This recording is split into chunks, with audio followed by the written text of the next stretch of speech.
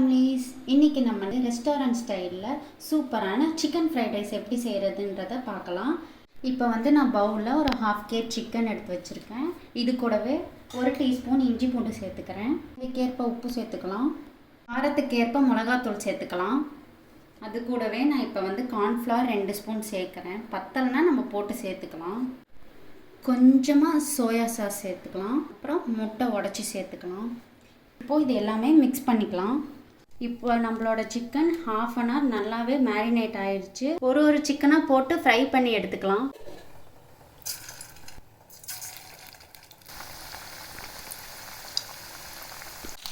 பாருங்கள், எப்பயுமே chicken fry பண்ணும்போது ஃப்ரைட் ரைஸ்க்கெலாம் ஓவர் குக் பண்ணிட வேண்டாம். கரெக்டான அளவில் குக் பண்ணுங்கள். நான் எந்த ஒரு ஃபுட் கலருமே சேர்க்கவே இல்லை.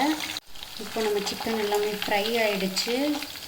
இப்போது நம்ம இந்த சிக்கனை எண்ணெய் நல்லா வடிகட்டி இந்த மாதிரி ஒரு குட்டி குண்டானில் எடுத்து வச்சுக்கோங்க. இப்போது சிக்கன் சூடாக இருக்குது. ஆறுன வாட்டிக்கு சின்ன சின்ன பீஸாக கட் பண்ணி எடுத்து வச்சுக்கலாம். நம்ம ஃப்ரைட் ரைஸ் செய்ய ஆரம்பிச்சிடலாம். கடாயில் இப்போ நான் எண்ணெய் ஊற்றிக்கிறேன். இப்போ நான் ஆனியன் சேர்த்துக்கிறேன்.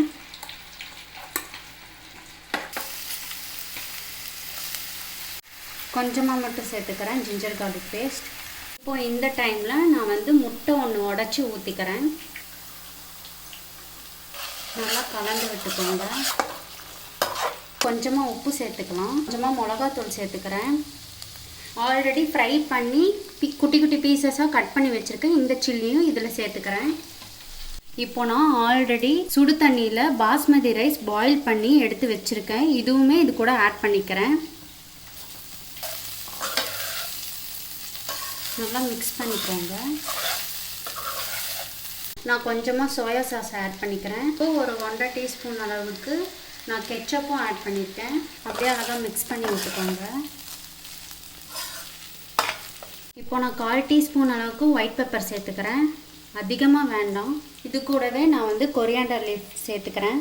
பார்த்தீங்களா, நம்மளோட ஃப்ரைட் ரைஸ் எவ்வளோ சூப்பராக ரெடி ஆகிருக்குன்னு. வாசனே சூப்பராக இருக்குது. நீங்களும் மறக்காமல் வீட்டில் ட்ரை பண்ணி பார்த்துட்டு கமெண்ட் பாக்ஸில் உங்களுக்கும் இதே மாதிரி வந்திருக்கான்றதை எனக்கு கமெண்ட் பண்ணுங்கள்.